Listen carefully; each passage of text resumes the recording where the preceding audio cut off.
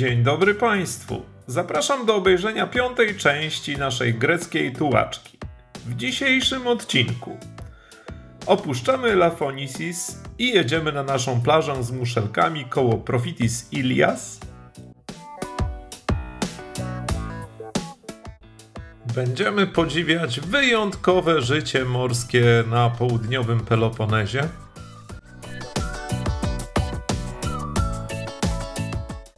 Opowiem nieco o proroku Eliaszu i przydrożnych kapliczkach.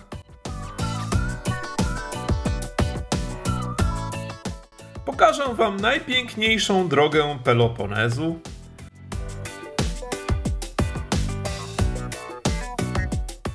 A naszą podróż zakończymy w pełnym relaksie na All Inclusive w Fokiano. Serdecznie zapraszam.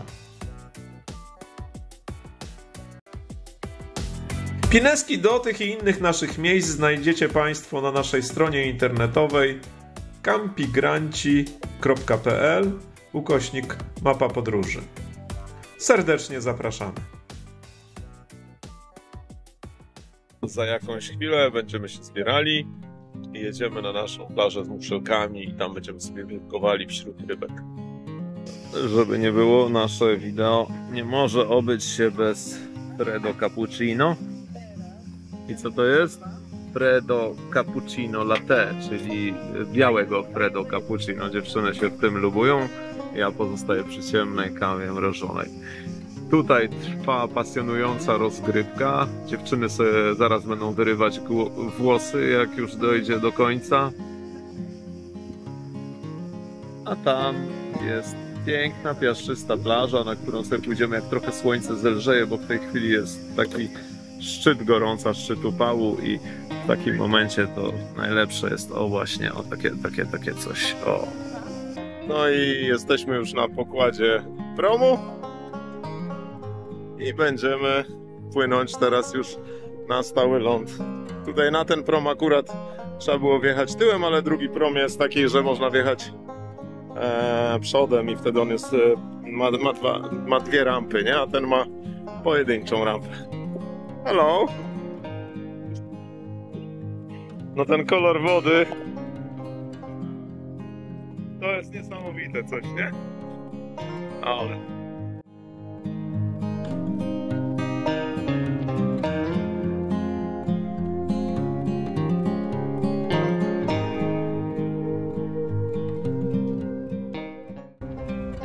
no i dopływamy na stały ląd.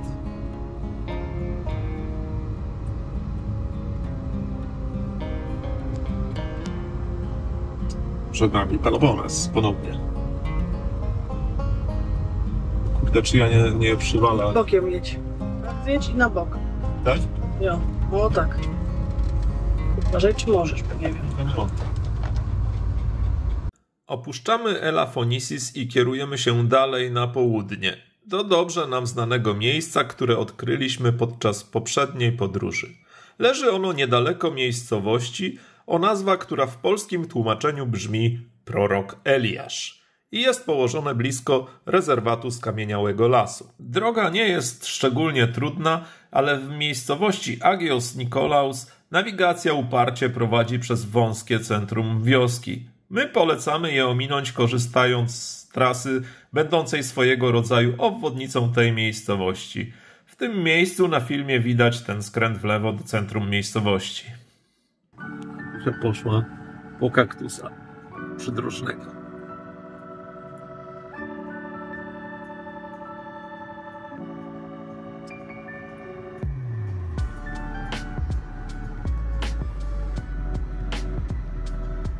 A co to będzie? Nie wiem, może będą kaktusy z tego, zobaczymy. Posadzimy je w Polsce? No pewnie. Będziemy mieli w domu. Spróbujemy. Zobaczymy, nie? Mhm. Co to będzie? Aha.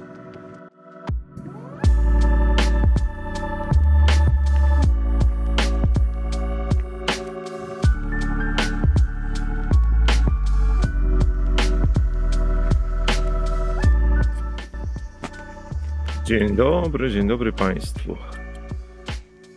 To miejsce położone na samym południu Półwyspu Peloponeskiego jest dla mnie kwintesencją dzikiego karawaningu. Nie ma tutaj w zasadzie żadnych wygód. Są tylko gołe skały, nie ma wody.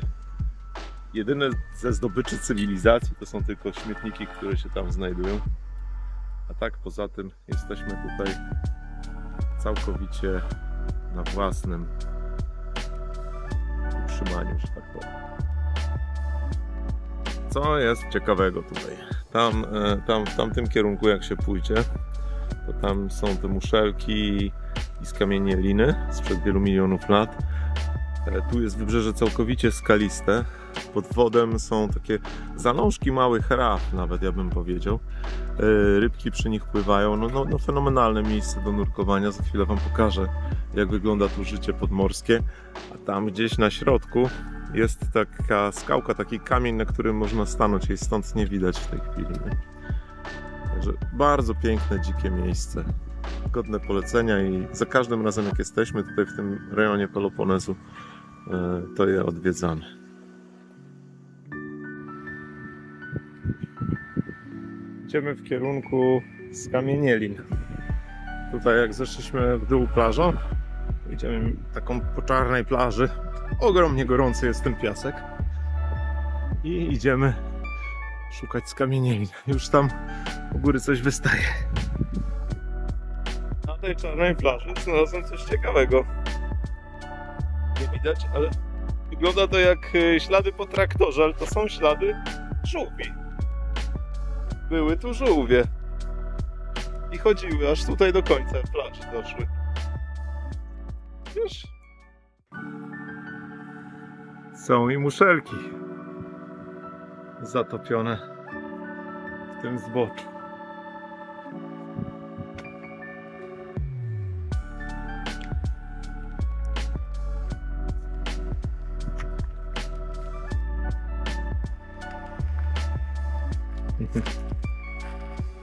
Taka muszelka sprzed paru milionów lat skamieniała. Plaża, którą nazywamy plażą z muszelkami, jest na swój sposób wyjątkowa. Wybrzeże jest skaliste, a w skałach zachowały się okrągłe zagłębienia przypominające pnie drzew, które prawdopodobnie rosły tu miliony lat temu. To miejsce pełne jest historii i niezwykłych formacji, które budzą wyobraźnię i przenoszą nas w dawne czasy. To jest jeziorko. Odnaleźliśmy to jeziorko z zeszłego roku, nie? Są rybki w środku, nie, Jokerek? To piękne muszle, widzisz? Ale cudna, no piękna, nie? I tutaj mamy spokój, ciszę, cień. Piękne morze i podwodny świat tutaj jest, po który tutaj przyjechaliśmy, żeby go zwiedzić. Całkiem przypadkowo odkryliśmy, co dzieje się w tych przybrzeżnych skałach po zachodzie słońca. Zainspirowała nas grecka rodzina, która z latarkami wyruszyła nocą na wybrzeże. Musieliśmy sprawdzić, o co chodzi i sami zobaczcie. I krabiki sobie chodzą przy brzegu morza. No, pokażcie krewetki. Zobacz, jakie malutkie. Zobacz ile ich jest, widzisz? Tam na No dole. jak mi się oczka świecą? Krewetki. Ale zobacz ile. Daj na chwilę. Tu musisz, z tej strony. Pokaż. Z tej strony od kamienia. One na kamieniu siedzą. Bo tego inaczej nie zobaczysz. Jak siedzą krewety. O, a tu rybka. Rybka. Piękne, nie? A zobaczcie tutaj. Ogórki morskie. Są jakieś ślimory. Powychodziły, ale jakie fajne, nie? I wy w tym pływałyście dzisiaj. Zobacz, jakie cudne. One pod kamieniami siedzą. No. Jakie życie jest w nocy, nie? Ale jakie piękne one są No. w sumie. Zobacz tutaj. Ale cudnie, nie? No chodź jeszcze do tego mojego, wiesz, tego... Tutaj jest jeszcze. A czekajcie, zobaczcie tu ile rybek jest. Patrzcie rybki. Zobacz ile tu jest ryb. Zobacz. Zobaczcie ile tu jest ryb. Zobacz. Tu aż się gotuje. Tam te ogórasy siedzą na boku, No. zobacz. A tu ogóras. No. Tego i też.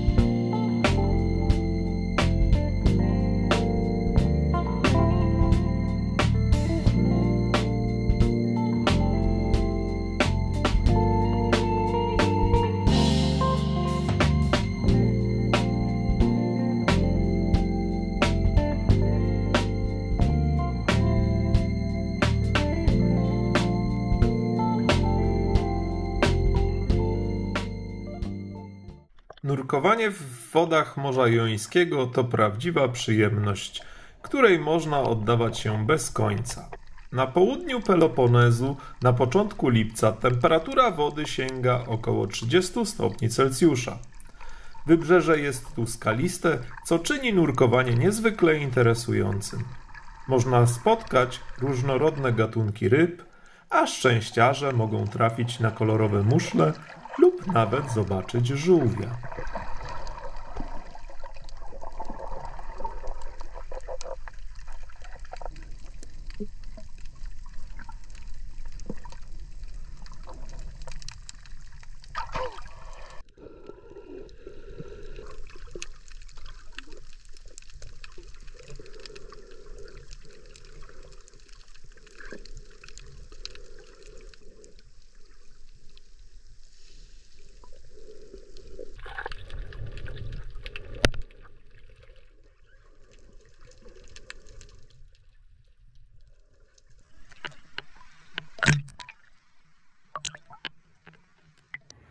No i tak właśnie opuszczamy nasze ulubione miejsce. O, tu Agatka się jakby dziewczyny, proszę do mnie.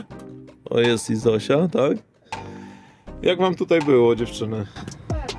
Bardzo dobrze, to jest moje ulubione miejsce. A co wam się tutaj najbardziej podoba w tych skałach, które tutaj widać?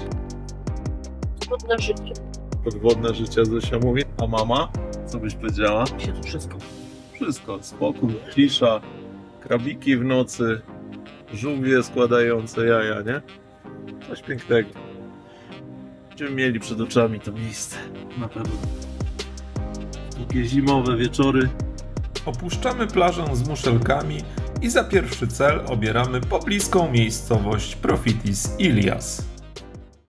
Nazwa miejscowości Prophitis Ilias pochodzi od proroka Eliasza, który według Biblii żył w IX wieku przed naszą erą. Prorok Eliasz zajmuje szczególne miejsce w tradycji kościoła grekokatolickiego, bizantyjskiego. W tej tradycji Eliasz jest uważany za jednego z najważniejszych proroków i jest szeroko czczony do dziś. Jego święto jest obchodzone w Grecji 20 lipca. Poświęconych jest mu wiele monastyrów. Eliasz jest również uważany za patrona ludzi modlących się o deszcz. Według Biblii prorok Eliasz nie umarł w sposób naturalny, lecz został zabrany do nieba przez płonący rydwan na oczach swojego syna Elizeusza. Jest przykładem gorliwej wiary, uważany za postać, która powróci w czasach ostatecznych. W chrześcijaństwie Eliasz jest czasami identyfikowany z jednym z dwóch świadków w Apokalipsie świętego Jana.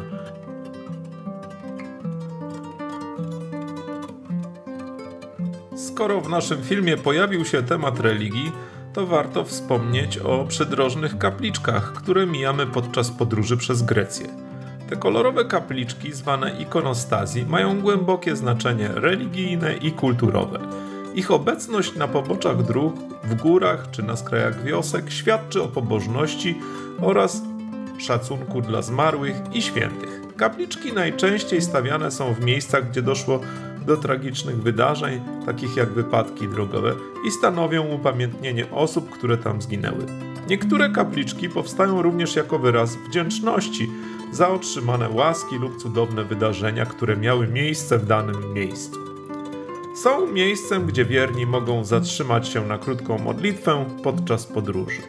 Kapliczki przybierają różne formy, od prostych stalowych konstrukcji z okienkami po miniaturowe repliki bizantyjskich świątyń. Za następny cel obieramy naszą all-inclusive plażę Phociano. Opuszczamy plażę z muszelkami i ruszamy w stronę wioski Prorok Eliasz. A potem drogą przez góry kierujemy się w stronę Monenwazji i dalej w kierunku Phociano. Wybieramy trasę biegnącą tuż przy samym wybrzeżu. Śmiem twierdzić, że to jedna z najpiękniejszych dróg na świecie. Pełna stromych podjazdów, wąskich odcinków na półkach skalnych i ciasnych przejazdów przez malownicze wioseczki. Widoki są tak oszałamiające, że nie moglibyśmy pominąć ich w tym filmie. Zaopatrzeni w kamerę GoPro, zamocowaną na lusterku, wyruszamy w tą podróż. No i dojeżdżamy do Monemwazji, jak nie wiem czy widać tutaj na tym zdjęciu, o tam jest Monemwazja właśnie i ona jest połączona z lądem taką kładką, a tu jest takie piękne wybrzeże. Jak myślę sobie kiedykolwiek o Peloponezie, to towarzyszy mi właśnie taki krajobraz, który mam w głowie, który mam w pamięci, taka nadmorska droga z boczem gór, jadąca, i tam sobie... O właśnie, to jest jedna z naszych miejscówek, którą kiedyś już odwiedzaliśmy. Tam staliśmy sobie, zobaczcie, taka miejscóweczka koło kapliczki, to jest niedaleko od Monemwazji, tak ona z góry tutaj wygląda pięknie.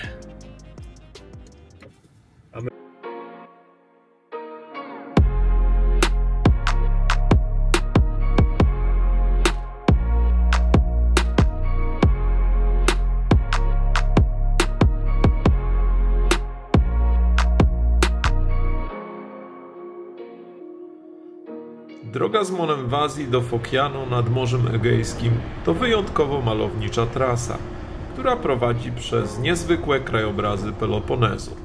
Monemwazja, często nazywana Gibraltarem Wschodu, to urocze średniowieczne miasteczko na skalnej wyspie, połączonej z lądem jedynie wąską groblą. Jego brukowane uliczki i kamienne budynki skrywają liczne zabytki, a widok na Morze Egejskie zachwyca o każdej porze dnia. Podróż z Monemwazji do Fokiano wiedzie przez wzgórza i doliny Peloponezu, gdzie mija się oliwne gaje, winnice oraz małe wioski, w których życie płynie spokojnym rytmem. Sama plaża Fokiano jest ukrytym skarbem. Cicha i osłonięta zatoka, otoczona wysokimi wzgórzami, z białym kamiennym brzegiem i krystalicznie czystą wodą. To jest idealne miejsce na wypoczynek z dala od zgiełku. Podróż samochodem zajmuje około 2 godzin, jednak trasa może być wyzwaniem, zwłaszcza dla 7-metrowych kamperów, które mogą napotkać trudności na stromych, krętych podjazdach czy w wąskich uliczkach mijanych wiosek. Podróżując z zestawem z przyczepą, zalecałbym jednak wybór drogi przez góry, mniej wymagającej pod względem stromizn i krętości, lub wcześniejszą jazdę zwiadowczą, co ułatwi Wam przejazd. Nagrodą za wysiłek jest przejazd jedną z najpiękniejszych tras w Grecji, wiodącą przez półki skalne pod majestatycznymi nawisami skalnymi i wzdłuż przepaści sięgających miejscami nawet 500 metrów.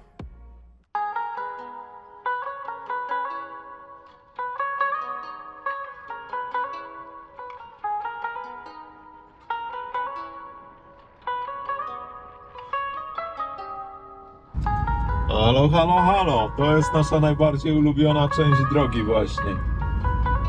Ależ. Zapieratek w piersiach. Jezu.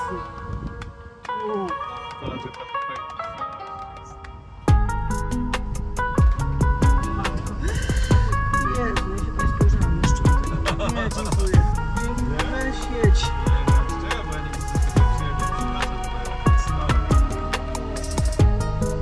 Mega, nie? Nie.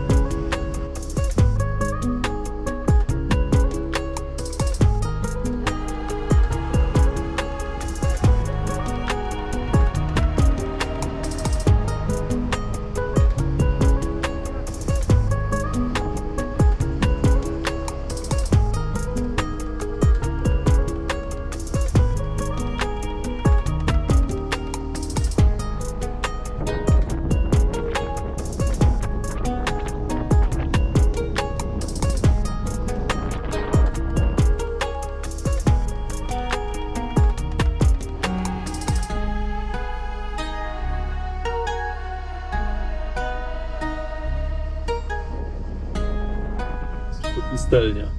Ale czad. Widzę, a tu jest. Widzisz? Niesamowite, nie?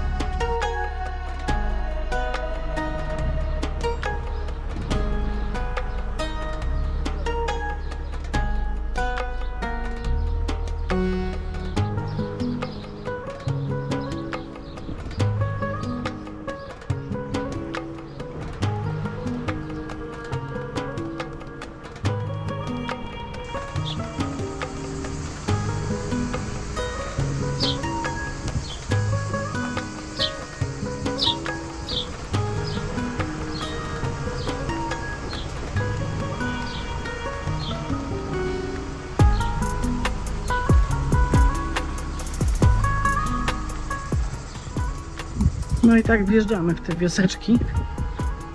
Za wąsko wszędzie jest.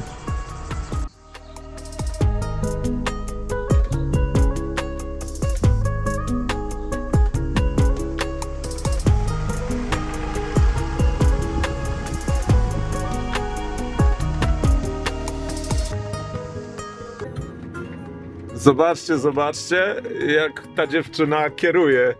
Jedziemy właśnie na Fokiano. Buzia jest cała uśmiechnięta, bo co cię Agatka tu czeka? Na mnie już tam czeka rum z truskawkami. Po prostu czuję ten zapach zmrożony. Zmrożonych truskawek i tego. Przejechaliśmy tą piękną, widokową drogą, którą nie omieszkałem tutaj pokazać po raz kolejny, nie powiem. Ale nie wiem, mam do niej ogromny sentyment i dlatego ona się będzie pojawiała, możliwe, że nie ostatni raz. A tam na dole, za chwilę będzie widać, po prawej na dole jest nasza plaża Fokiano.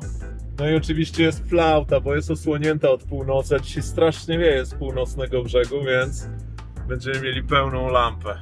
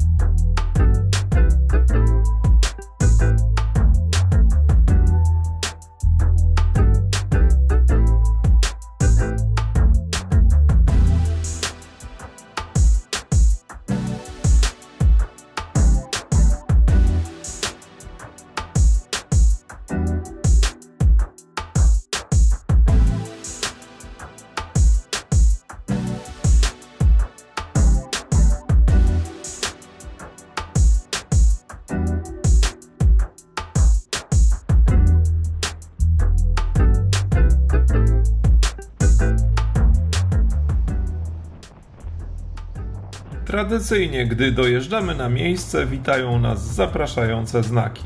Jednakże, żeby nie było za słodko, muszę przyznać, że w dalszej części wakacji zdarzyła się sytuacja, w której ktoś wezwał policję, a w rezultacie posypały się mandaty.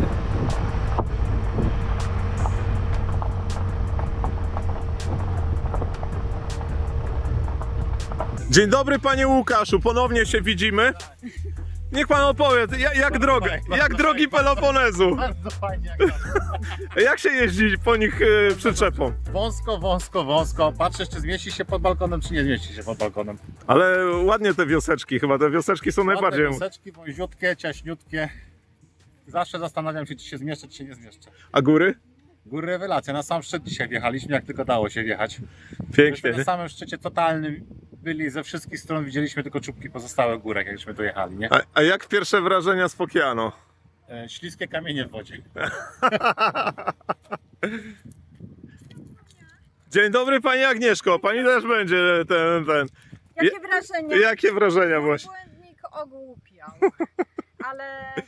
Ale te widoki tam najwyżej, no to ja nagrałam ten film i ja wiem, że on nie odda emocji, ale no poczułam się jak ptak, jakbym na dach świata weszła. Dlatego Piękne widoki, naprawdę. Ale tędy musimy wracać, bo to widzę też jest baja. to kwintesencja naszego karawaningu. Właśnie, jeszcze Zosia z Natką. Przepyszny. O! Powiedzmy, że to jest jakaś ciekawa forma tej dzikości.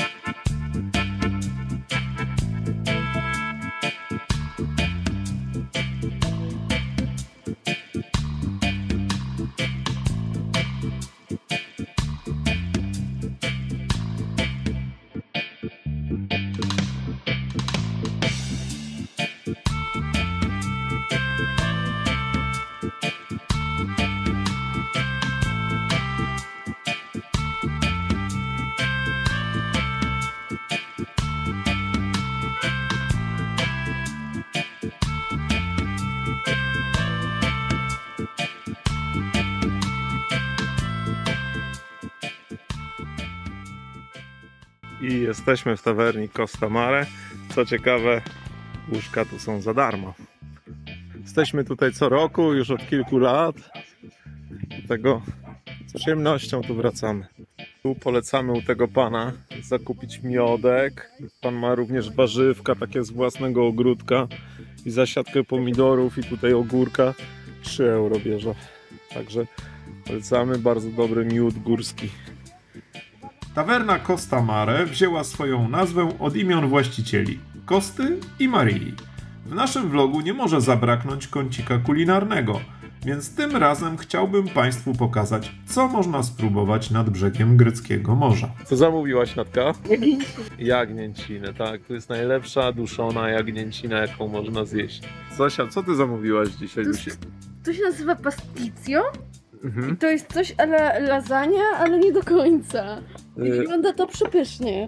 To jest z mięsem i to jest makaron, tak? I polane z mesz... To jest jakby spaghetti, ale w innej formie. Beszamelem na wierzchu. Ciekawa tego. I zobaczcie, ciekawostka. Jak w Grecji zamawia się frytki, to frytki przychodzą razem z przystawkami, bo to jest uznawane tu za przystawkę. Tu mamy piękną grecką sałatkę, jak zawsze. O. A to jest... To jest wołowina. W sosie pomidorowym.